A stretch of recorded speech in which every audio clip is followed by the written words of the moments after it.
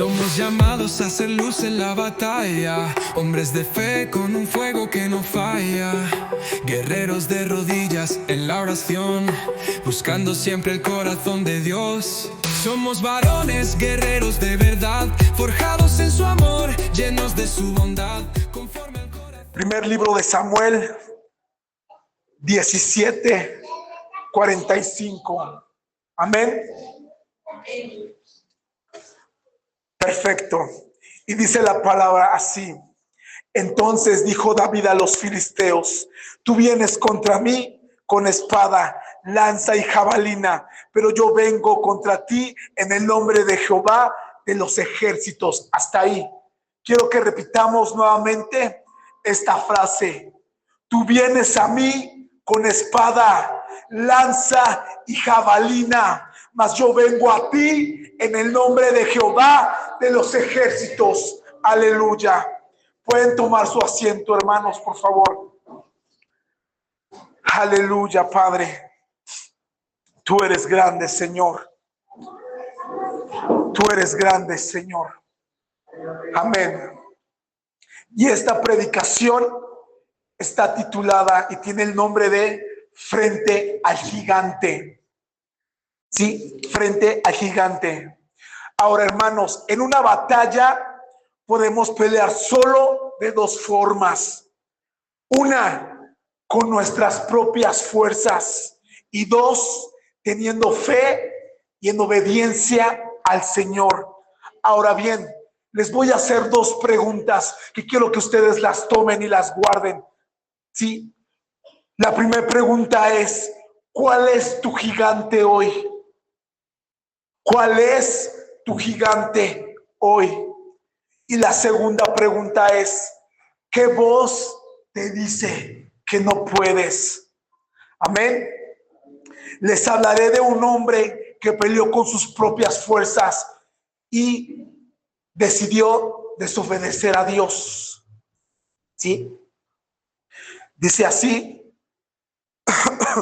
y de un joven que obedeció a Dios y fue conforme a su corazón. Ahora bien, les voy a dar el significado de lo que es la desobediencia respecto aquí en la Biblia.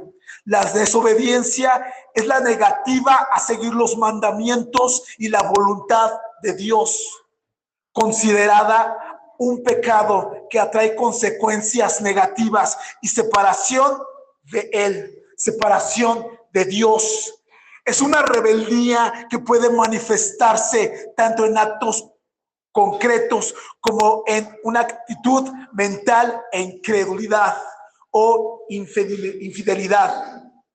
La desobediencia es la raíz de muchos problemas y de decisiones erróneas.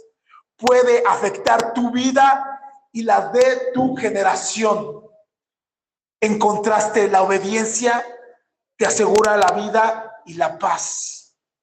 Quiero hacer un contraste aquí.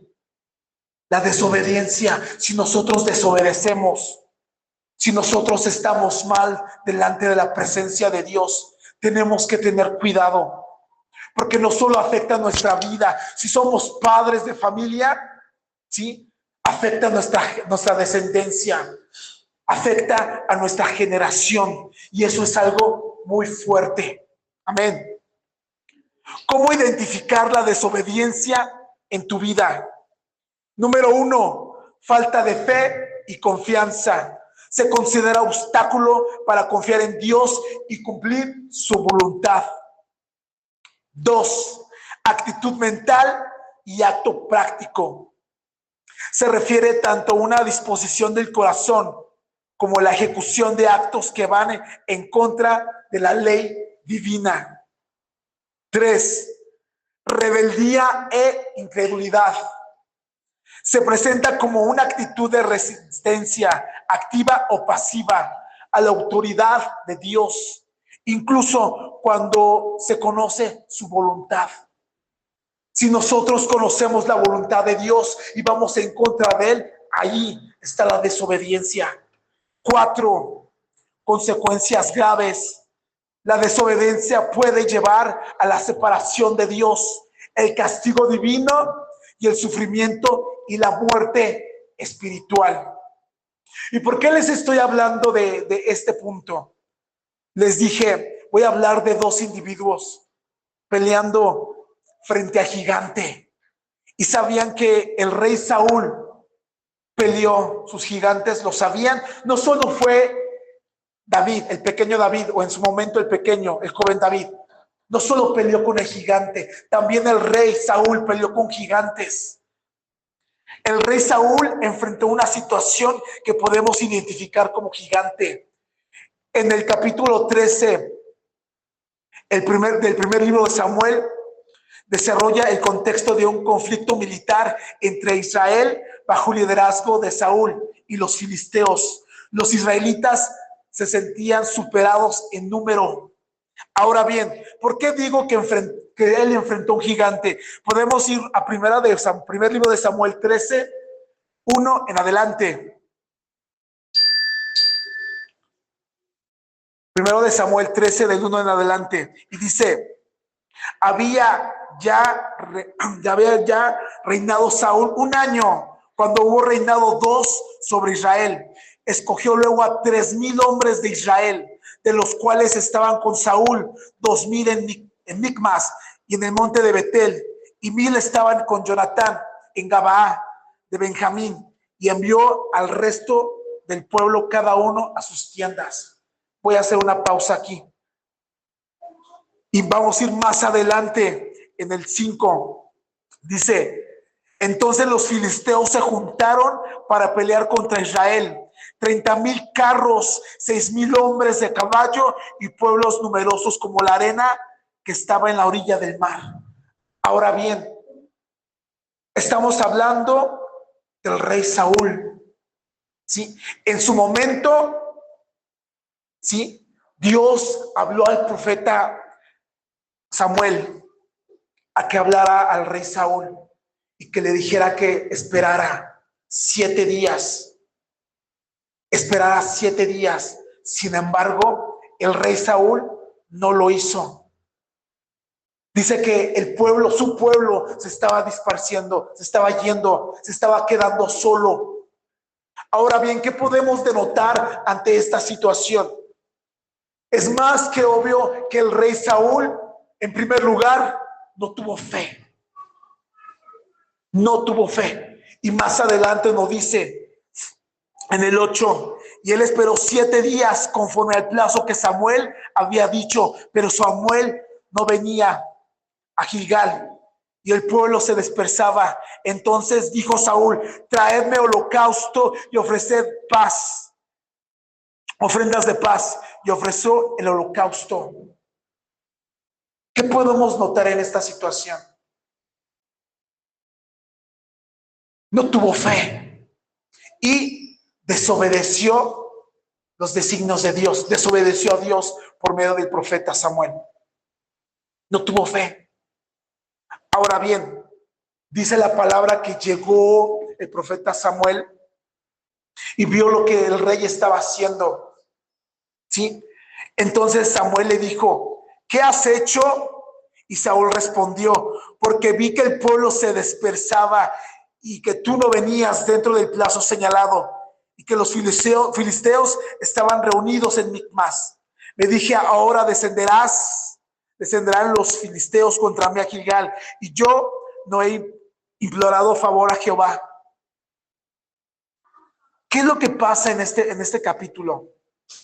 ¿Cuál fue el problema que Saúl hizo? ¿Cuál fue el problema que tuvo Saúl? ¿Lo saben? Él usurpó. ¿Sí? Él hizo algo que no le competía. Él hizo algo que él no debería haber hecho. Él hizo holocausto de paz. ¿Sí? Solo los sacerdotes descendientes de Aarón estaban facultados por la ley mosaica para hacer los rituales del tabernáculo y posteriormente del templo, incluyendo ofrendas, holocaustos y sacrificios. Aparte de desobedecer a Dios, hizo algo que no tenía que haber hecho. Usurpó una función que no le competía. el hacer holocausto. Y más adelante nos dice lo que Samuel le dijo. Samuel dijo a Saúl: locamente has hecho.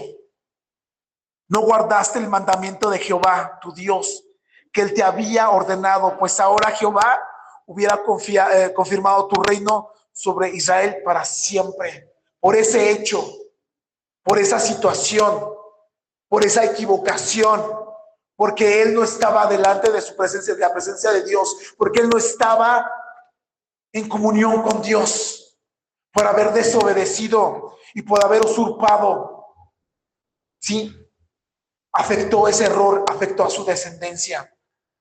Su pelea no era de él, la pelea era de Dios. Y no dejó que Dios actuara en su vida. El profeta Samuel le dijo: espera. Y el rey no lo hizo. Él no lo hizo. Confió en sí mismo. Y ahora bien, ¿cuántos de nosotros, hermanos, tenemos problemas? Tenemos diferencias, indiferencias. Tenemos algún detalle en el mundo, en esta tierra. ¿Cuántos? Tal vez podemos decir: ¿saben qué? Pues yo lo puedo hacer con mis propias fuerzas. Tenemos en todo, hermanos, que pedirle favor a Dios. En todo lo que nosotros hagamos, tenemos que pedir permiso a Dios. No podemos ir por el mundo como llanero solitario, dicen algunos. Tenemos que hacerlo, tenemos que arrodillarnos, tenemos que suplicar al Señor y decirle: Padre, ¿cuál es tu voluntad hacia mi vida? Padre, ¿qué es lo que tengo yo que hacer? Señor, no camino solo, tú caminas conmigo. Dios camina con nosotros, y si estamos hoy en este lugar, es con ese propósito de darle la gloria, la honra y la alabanza a nuestro Dios. Y confesar con nuestras vidas, porque estamos confesando al estar aquí que Él es nuestro todo, que Él es nuestro Rey, que no hay cualquier problema que Él no pueda solucionar. No hay nada que Él no pueda solucionar. Sí, ahora bien, este rey cometió este error, lo hizo. Pero más adelante en Samuel 15 también nos dice la orden de Dios a Saúl. A través del profeta Samuel, Dios le mandó destruir por completo a los amalecitas, incluyendo hombres, mujeres, niños y animales, pertenencias. Era un juicio divino contra ellos por lo que había hecho Israel en el pasado. ¿Y qué hizo este rey? ¿Qué hizo? Vamos a ponernos tal vez en los zapatos de este rey. Si uno es rey, tiene la facultad o se piensa que tiene la facultad de hacer todo lo que él quiera. Todo. Podemos denotar que no tenía temor de Dios. Yo me imagino que en el primer agravio que hizo y desobedeció a Samuel, en el primero, pudo haberse arrepentido. Le pudo haber pedido perdón a Dios. Y tal vez las cosas hubieran sido diferentes.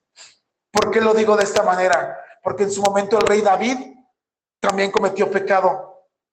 Pero la diferencia de este rey al rey David fue muy distinto. ¿Por qué? Porque dice la palabra que él se humilló, reconoció en su momento, tal vez un año, reconoció que había fallado. Y Dios tuvo misericordia de él y lo volvió a levantar. ¿Sí? Lo volvió a levantar. Ahora bien, esto es lo que se hizo con este profeta, con el rey. Ahora bien, vamos a ir del otro lado de la moneda. Hablaremos acerca de la obediencia. La obediencia es la acción de cumplir la voluntad y los mandatos de Dios, lo que implica una sumisión alegre y amorosa a su autoridad. Va más allá de simplemente seguir reglas. Es una expresión de amor y fe basada en la compasión de que Dios siempre hará su perfecta voluntad. ¿Y cómo vamos a identificar la obediencia a nuestras vidas? ¿Cómo la identificamos, hermanos? Escuchar y actuar. En el término hebreo para obediencia se dice shamá. Significa primordialmente oír o escuchar, identificando que la obediencia comienza con prestar atención a la palabra de Dios, para luego actuar conforme a ella. 1. Amor con motivación. La obediencia no es un deber legalista, sino un acto de amor. La Biblia afirma: si me amáis, guardad mis mandamientos. Esto lo vemos en Juan 14:15. Subrayando que el motivo principal es el amor a Dios. 2. Sumisión voluntaria. Implica someter la propia voluntad de Dios, a la de Dios, reconociendo su legitimidad, autoridad sobre nuestras vidas. No se trata de una sumisión forzosa, sino de una aceptación, gozo del corazón. 3. Un enfoque espiritual. No solo la letra es importante, es no caer en hipocresía, como los fariseos de esa época con Jesús. La verdadera obediencia se enfoca en lo espiritual de la ley, amor a Dios y amor al prójimo. Les voy a hablar acerca de este chico que es David. Dice la palabra que David era un pastor de ovejas, era el más chico de su familia. ¿Y por qué dice la Biblia que era conforme al corazón de Dios? Porque David era humilde, porque David se entregaba a Dios, porque David cantaba alabanzas, porque era pastor. Cuando una de sus ovejas, o dos, o tres, estaban en peligro, ¿qué es lo que hacía este joven? Iba y corría, iba y resguardaba a sus ovejas. Y eso es lo que hace un pastor de ovejas. Resguarda, cuida, protege, hace sentir a sus ovejas en una armonía. Ahora bien, la palabra nos indica que David peleó con Goliat.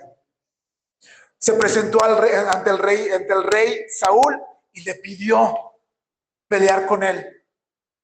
Y saben una cosa, fue menospreciado, fue mal visto en un principio, porque era pequeño. ¿Sí? Y le dijo al rey: soy pequeño, sí, pero he peleado con leones, he peleado con osos, y el favor de Dios está de mi lado. El favor de Dios está de su lado. Se presentó ante ese gigante, tomó 5 piedras, y solo una bastó para derrotar al gigante. Se presentó ante el gigante y el gigante se mofaba de este pequeño, se mofaba. Este gigante trataba de amedrentar a David, trataba de menospreciarlo, trataba de hacerlo a un lado, pero no lo logró.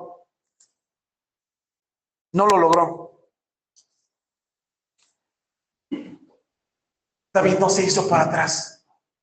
David se quedó. Y dice la palabra más adelante que peleó con él. Ahora bien, tengo esta pregunta para ustedes. Y ya la pensaron tal vez. ¿Cuál es tu gigante hoy? ¿Cuál es ese problema que tienes en mente? ¿Cuál es ese problema que te tiene quitándote el sueño? ¿Cuál es ese problema que no puedes dejarlo? ¿Por qué? Porque todos los que estamos aquí, definitivamente, y lo digo con seguridad, tenemos problemas, todos, ya sean pequeños, ya sean grandes, ya sean por enfermedades, ya sea por falta de economía o falta de empleo. ¿Cuál es tu gigante? ¿Qué problema tienes hoy? Recuerda quién eres y a quién sirves. David no se presentó como un guerrero, sino como un siervo de Dios. No confió en armadura humana, sino en la fidelidad de Dios. Él no se presentó como un guerrero. Él se presentó como un hijo de Dios.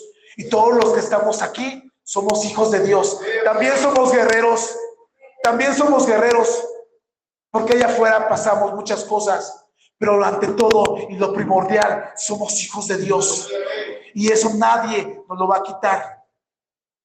No necesitas ser más fuerte. Solo necesitas saber quién pelea por ti. Necesitamos saber quién pelea nuestras batallas. Y yo creo que todos los que estamos aquí sabemos quién pelea por nosotros. Amén. Tu identidad no está en tus limitaciones, sino en el Dios que te respalda. Habla con autoridad. ¿Sí? David no solo actuó, también habló con fe. Le dijo al gigante lo que iba a suceder. No fue arrogancia, fue convicción basada en la promesa de Dios. No fue arrogancia. David, ese pequeño, sabía que iba a derrotar a ese gigante. Me imagino que sentía una rabia, sentía un enojo, porque cuando llegó a ese campamento a darle de comer a sus hermanos, a sus 3 hermanos que estaban en batalla, vio cómo corrían, vio que ese gigante los amedrentaba. Y yo me imagino que este pequeño sintió furor, sintió rabia, sintió enojo. Y ese enojo fue el que hizo con esa seguridad, se presentó ante ese gigante con la seguridad de que lo iba a vencer. ¿Y saben una cosa? Lo venció. ¿Qué diferencia tenemos ante el rey Saúl y ante este pequeño? Muchas cosas. ¿Sí? El rey tenía la autoridad, el rey tenía todo, sentía que tenía todo en sus manos. Y este pequeño, la Biblia lo dice, era conforme al corazón de Dios. El profeta Samuel llegó ante su familia, llegó a ungir a un rey y pasó por todos sus hermanos y hasta el final se presentó David con humildad y pasaron varios años todavía para que fuera rey y siguió peleando. Sí, más adelante lo que hizo el rey Saúl, ¿qué es lo que le pasó? El favor de Dios, por las acciones que él había cometido, el favor de Dios se fue de él. Y la palabra dice que un espíritu que lo atormentaba. Tenemos que tener cuidado, hermanos.